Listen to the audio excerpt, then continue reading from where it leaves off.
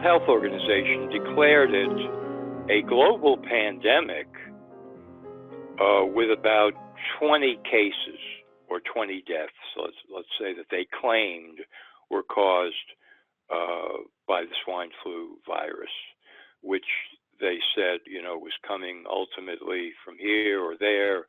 They declared a global pandemic, and they changed their definition of pandemic at that point so that if you read it carefully, widespread death, no, we don't have to have that anymore. People keeling over no. So they declared the threat. The CDC, Centers for Disease Control in the U.S., the World Health Organization, they're the two big megaphone public health agencies that stir up all the fear and plant all the articles in the press and so on and so forth. So now we come to the summer of 2009 in the United States. The CDC is claiming that there are thousands of cases in the U.S. All right. Now, Sharyl Attkisson, who at the time was a star investigative reporter for CBS News in New York, she discovers a very strange fact. The CDC has secretly stopped counting the number of swine flu cases in America. Now, their mandate, the reason they exist, at least originally, was to do that, to count cases and report. Every week they have a morbidity and mortality report that they publicly issue about whatever diseases they're onto. And they've secretly stopped counting cases in the U.S. while continuing to blare forward that there are thousands of cases of swine flu in the U.S. So naturally, she says to herself, so I wonder why they stopped counting. And so she begins to dig deep and she finds out why. And it's because the overwhelming number of tissue samples from patients, swine flu patients, that are routinely sent out to labs for testing and analysis, this is ongoing all the time, are coming back with no sign of swine flu or any other kind of flu. And of course, they have to hide this fact. They have to conceal it, and they have to pretend that it's not happening. But she knows. So right. She writes an article about it. And naturally, it has to go through all kinds of stuff at CBS. The lawyers have to come in, and her bosses, and everybody has to look at it. And her boss tells her that it's a hell of a story. Never saw a story like this before about swine flu, and they run with it on the website, and it's published. Okay, so now the next step would be to put it on television, which is the real deal as far as the public is concerned, to put it on the nightly CBS News, to put it on all the affiliate CBS television news broadcasts. But now something happens at CBS. Now all of a sudden the kibosh is put on.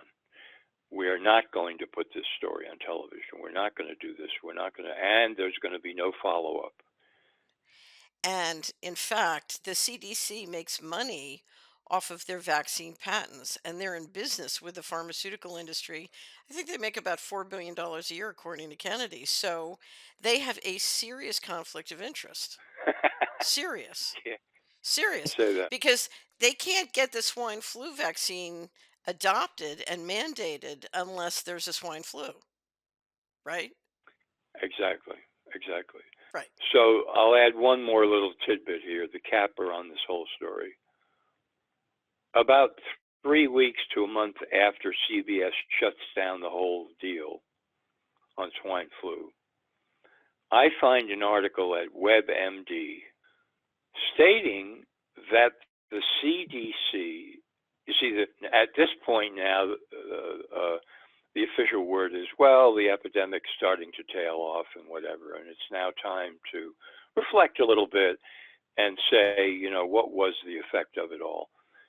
So in this WebMD article, the CDC estimates that there were, get this, in the U.S. alone, 22 million cases of swine flu. 22 million cases of swine flu. So one that you've talked a lot about is the absence of, proper water and sewer systems throughout many parts of the world and the conditions of low immune system that it makes. So I remember when you were covering AIDS, you went into that a lot. Another is chemical warfare. I mean, you've pointed out if you're going to do biowarfare, viruses are hard to control. It's much easier to use chemical.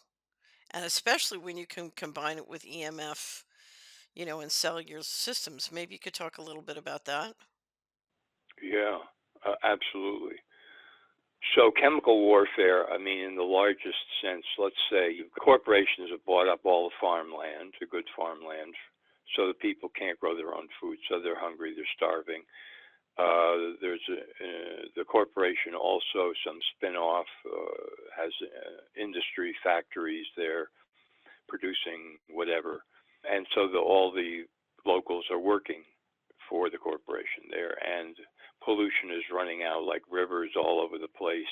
Chemical warfare. I mean, this is let's say, the broadest definition of chemical warfare.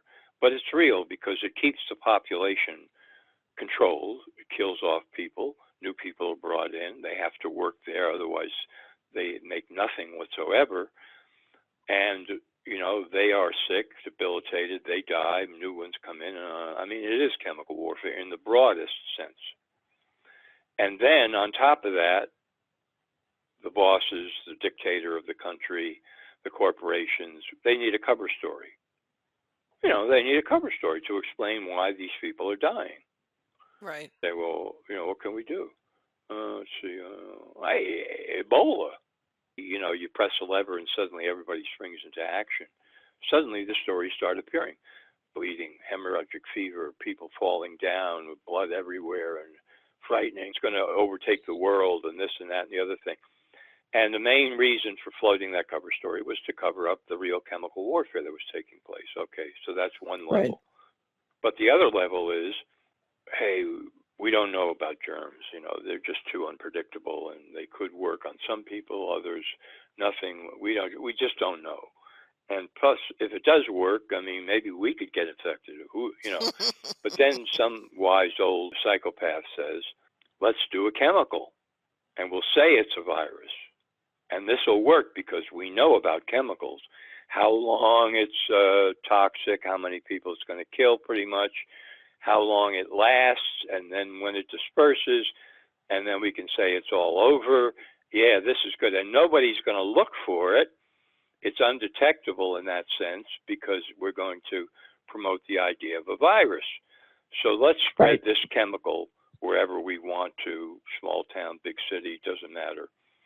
And then we'll come in with the story that it's suddenly an epidemic. CDC sends their virus hunters, and that's a whole other story. They have these guys on tap.